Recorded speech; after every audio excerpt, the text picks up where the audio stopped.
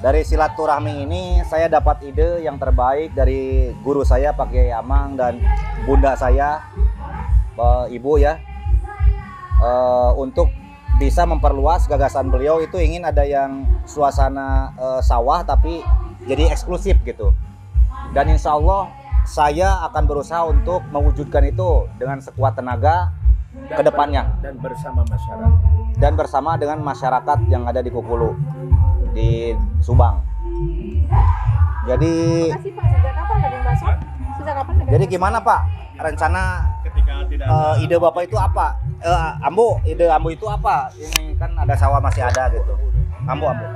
Jadi mudah-mudahan kedepannya ini ada perpaduan ya, ada perpaduan ada tanaman padinya, kemudian ada tempat-tempat atau spot-spot yang untuk bisa orang istirahat atau orang memanjakan diri dengan pemandangan-pemandangan sawah yang hijau.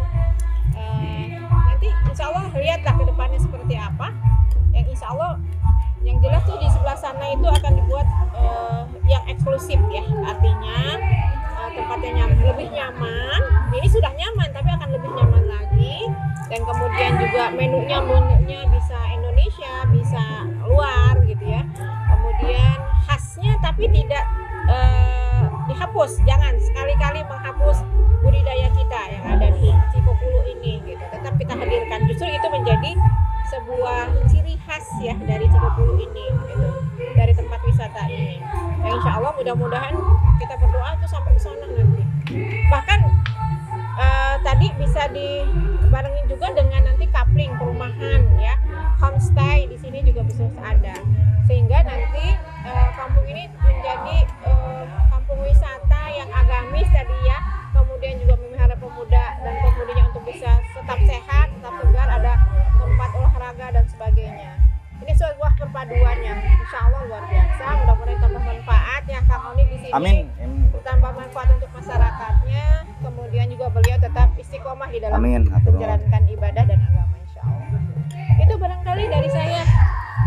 Ya, saya menambahkan Kang, jadi wisata itu juga bisa memadukan kepada wisata ketahanan pangan.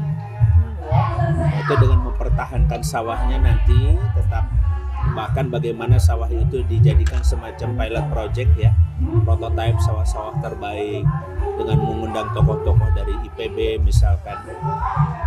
Dan itu akan sangat-sangat luar biasa ide-ide seperti ini ya, dan kedepannya kan bisa saja kemudian dikembangkan ke wilayah yang lain, apalagi untuk wilayah Subang. Yang kita tahu bahwa Subang ini sekarang kan sedang mendapatkan ya, atau kebanjiran proyek-proyek nasional kan, proyek strategis nasionalnya termasuk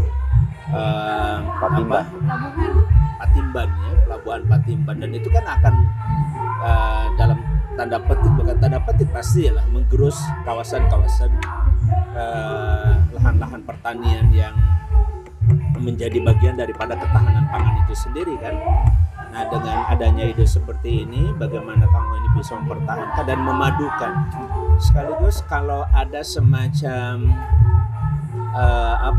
ada semacam, kan pernah di Komite 2 ya, kami di Komite 2 dengan Kang Wandi juga tahu persis ya bagaimana sekarang gairah anak-anak milenial untuk kembali ke pertanian, khususnya ke sawah, itu sangat-sangat rendah sekali. Betul. Nah, sehingga dengan adanya hal seperti ini mereka bisa melihat bagaimana bertani itu, bagaimana lelahnya masyarakat memang capek, tapi kalau dikelola secara baik, apalagi secara teknologi yang cukup baik katakanlah, dengan pengetahuan yang memadai, insya Allah hasilnya akan jauh lebih menjanjikan. Kalau sekarang banyak orang-orang yang kaya dengan pangan dan dia menjadi orang-orang terkaya, seperti dulu misalkan di